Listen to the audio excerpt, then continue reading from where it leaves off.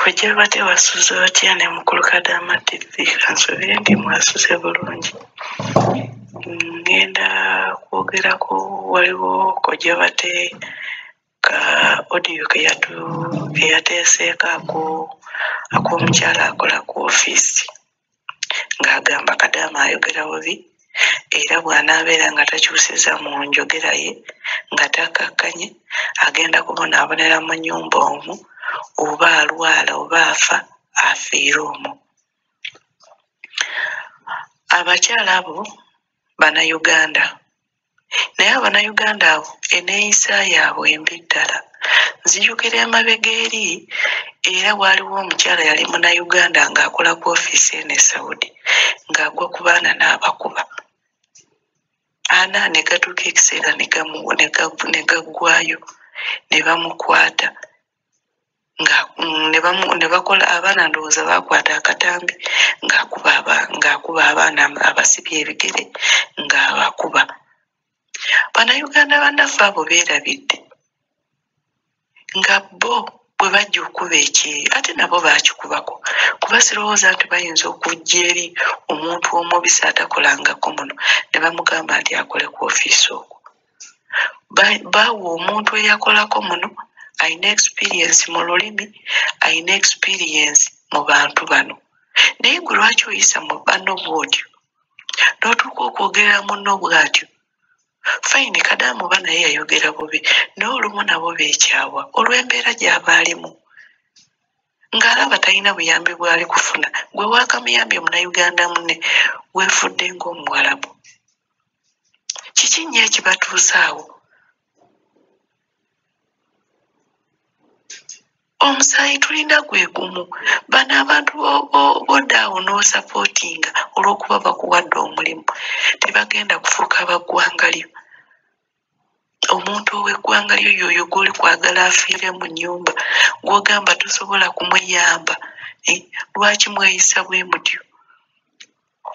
Lumu kojja bate nali ndi mu nnyumba kuba nze kontulakiti yange kati yaggwako. Guno omwaka nkutte gwa kusatu, yaggwako mu Desemba juuzi nga 24. Ne ngamba kanyongereyo omwaka omulala ndyoke ŋŋende. Nkimanyi ssaawa zino nange wendi ndi mu bumenyi bw'amateeka okusinziira ku biriwo kati, naye siina kyakola, byonna nabikwasa Katonda.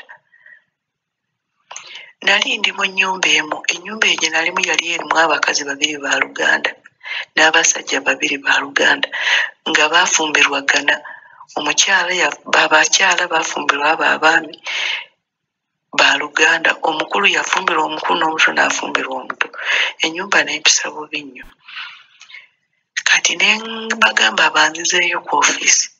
Kati bwe baakubira omwami w'oku ofiisi essimu ate nasooka ne nkompulayiningako olwasooka.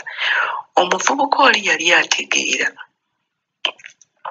kuba yali si munnansi wa muno.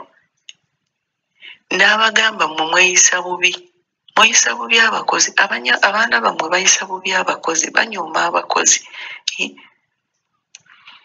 N'agira ki?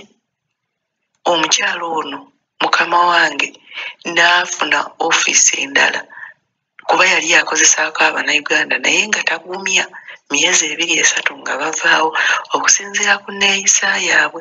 N'afuna ofiisi yaliko Omunnayuganda n'agamba nsaba munjogerereko noono nga nze nemeddeko ngamba banze ku ofiisi.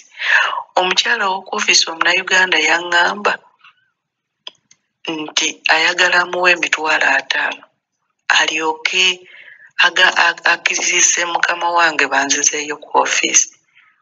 Naye ng'ate nze nakimanya kubanga ku ofiisi ya Bayati, nze ofiisi yange yanzije gye natuukirako nga nva e Uganda bagiyita Bayati ey'omu Saudi. Tekwali Munnayuganda, kwaliko Bawarabu n'abannansi balala. Ate abakozi baako bambi kuba nze nadda nnyo ku ofiisi naye nga baali bategeera nga tebakuba mwana nga batwala omwana oyo ng'ekintu ekikulu kubanga baali bamanyi omwana oyo mupya.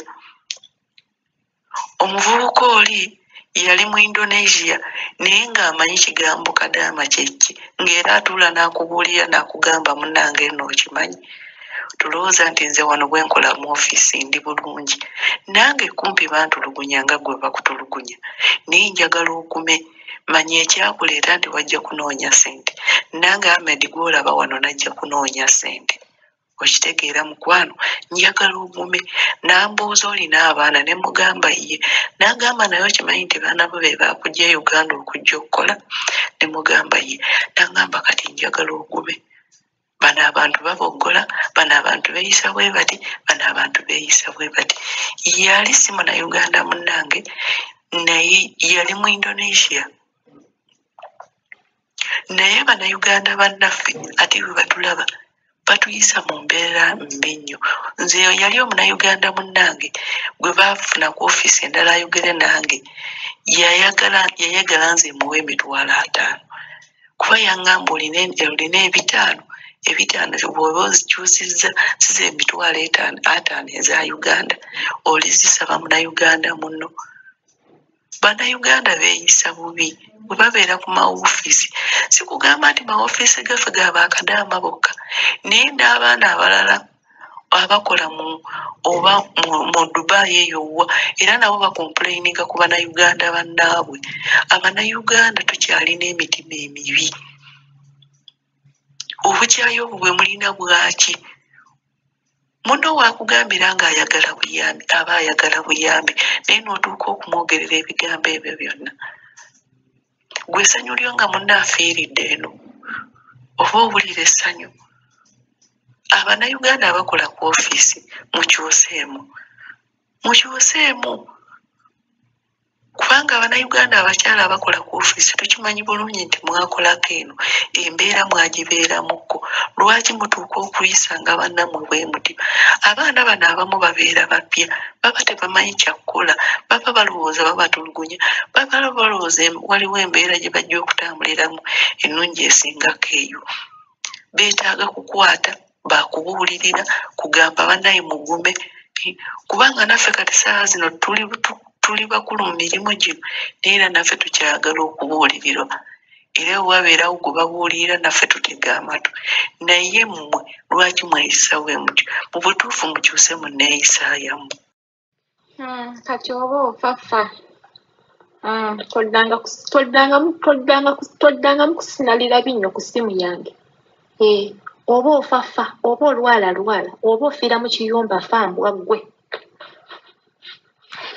lwoliiga okwogera n'abantu ate kati ate ne bajjuddi bonna babimanyiiko Tamala bonna babimanyiiko kati era ogendangayo ng'okimanyi ogendanga ewa Juddi ng'okimanyi ogendanga ewa Tamala ng'okimanyi kubanga meseji zo zonna ze wampeereza bazirina kati simanyi gy'ogenda sisinalira binnyo mbu weetaaga buyambi because nze ndowooza ne gye wandyagadde okuddukira teri ajja kukuyamba kubanga bakimanyi nkitegeera so w'oliiga okwogera mbwa ggwe simanyi oba wakuzibwawa naye w'oliiga okwogera n'abantu olifuna obuyambi okitegeera awo singa nali njagadde kuyamba kuvaawo singa wavaawo dda singa nina bye nakolaakola dda n'ovaawo n'ofuna n'obujjanjabi babboosi bennyini ne bakutwala ne mu ddwaliro infact naye olw'okuba olina empisa embi oyogera bubi tolina kawowo mu kamwa simanyi oba baakukulizaawo eyo